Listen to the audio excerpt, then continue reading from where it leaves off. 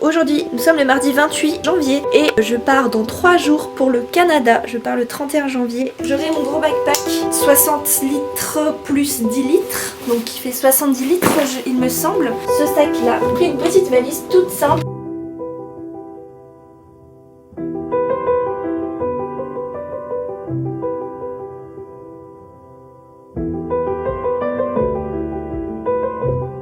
Je viens d'y arriver il y a quelques instants au Canada, donc à Québec.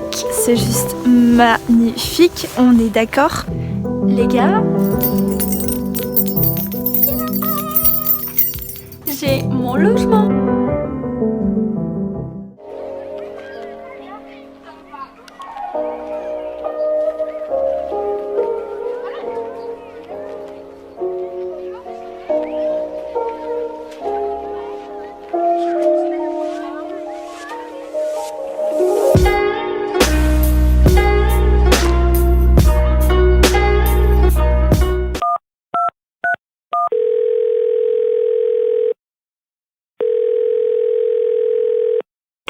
Hey, salut, ça va? Hey, salut, ça va nickel, écoute. J'ai cru comprendre que t'étais partie au Canada pendant 2 ans. Comment c'était? Raconte. Oui, écoute, te raconter 2 ans de ma vie en une seule vidéo, ça va être un petit peu compliqué. Oui, bien sûr, mais je sais pas, les grandes lignes. Dis-moi, qu'est-ce que t'as fait? Qu'est-ce qui t'a marqué? Comment c'était? Oh là là, c'est dur. Je te dirais que c'était impressionnant, déconcertant, réconfortant, décevant, des fois, dépaysant. Ok, mais à part donner des mots qui finissent en on, comment c'était? Je sais pas, moi, j'ai besoin de savoir vu que je vais partir moi aussi à mon tour. Oui, mais il faut savoir que tu ne vas absolument pas vivre ce que moi j'ai vécu. Parce que chacun a sa vision des choses déjà, et puis les choix ont une influence énorme dans ton expérience. Puis également les rencontres. Écoute, tu auras ta propre expérience à toi, tu auras tes propres souvenirs, et quand je te demanderai « Mais comment c'était le Canada ?» Écoute, je te répondrai dis-moi comment c'était. Dis-moi c'était quoi ton expérience, et puis tu verras que c'était complètement différent de la mienne. Ok, d'accord, je comprends, mais tu me dirais de faire quoi? C'est qu'il y a des choses que t'as regrettées? Est-ce que t'as fait des erreurs? Est-ce qu'il y a des choses que...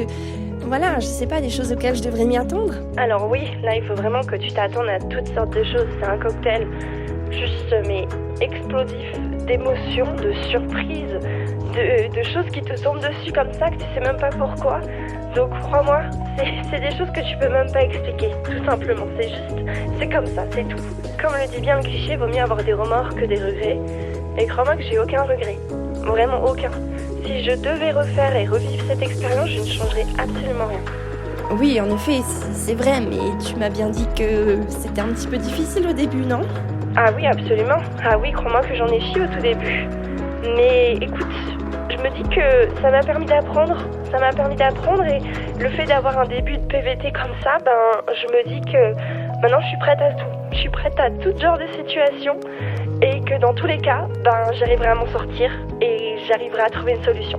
D'accord, ok, mais tu veux dire que tu n'as absolument aucun regret? Tu n'as absolument aucun mauvais souvenir, aucune mauvaise expérience, que tout était parfait? Je sais pas trop ce que j'ai cru comprendre, non? Alors écoute, bien évidemment que tout n'était pas parfait, hein. C'est comme dans la vie, on a toujours des hauts et des bas.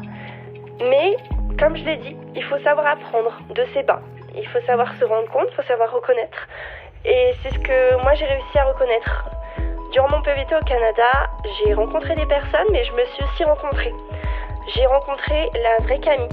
J'ai rencontré qui je voulais être. J'ai vraiment appris à faire connaissance avec moi-même. Et franchement, je pense pas que j'aurais réussi dans un autre cas et dans une autre expérience comme ça. Tu t'es rencontrée, c'est un petit peu bizarre, mais d'accord, ok, je te crois. Tu penses que moi aussi je vais me rencontrer quand je partirai comme ça à l'étranger pendant 2 ans?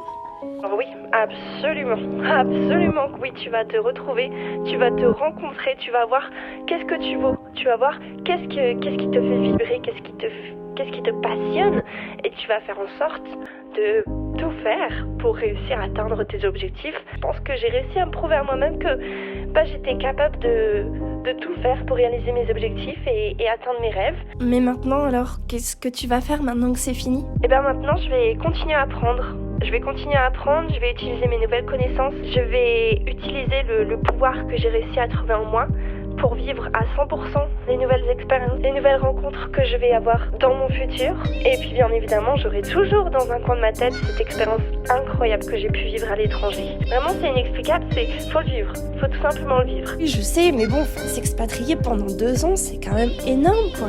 Oui, effectivement, mais crois-moi qu'une fois que tu as vécu cette expérience et que tu as eu le cran de tout quitter pour aller vivre à l'étranger comme ça pendant aussi longtemps, c'est juste un sentiment de force incroyable. Et je rajouterai pour finir, comme le dit Léa JPLF, qui elle aussi s'est expatriée pendant quelques années à Montréal, quand tu décides de t'expatrier, d'aller vivre ailleurs, tu décides de laisser une partie de toi quelque part. C'est un petit peu comme le petit poussé, tu vois. Le petit poussé, il va laisser des miettes.